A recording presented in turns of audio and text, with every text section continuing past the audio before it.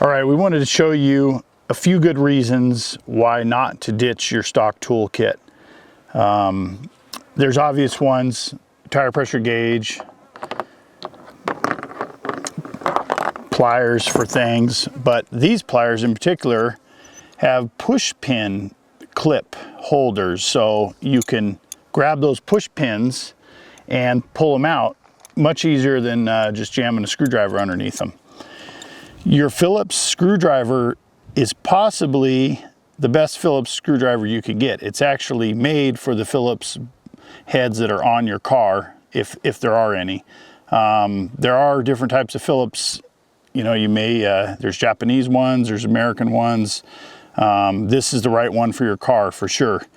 Obviously a screwdriver. For Polaris, you got only for turbo, you got your belt change tool. Super long spark plug wrench. Most spark plug wrenches you might have in your toolbox aren't this tall. So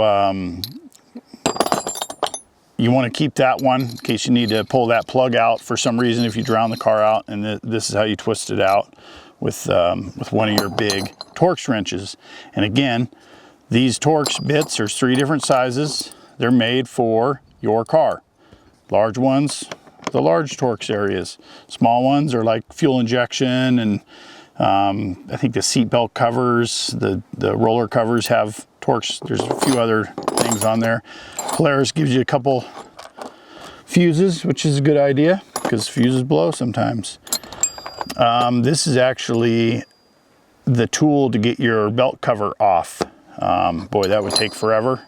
We like to have a real socket and ratchet, but that's to take your belt off. And then of course your old belt tool for a non-turbo model, and then the spanner wrench. This one actually works pretty good compared to some other ones we've used. But those are some good reasons why not to throw away your stock tool kit. It doesn't take up a lot of room. Keep it in your glove box and use it when needed.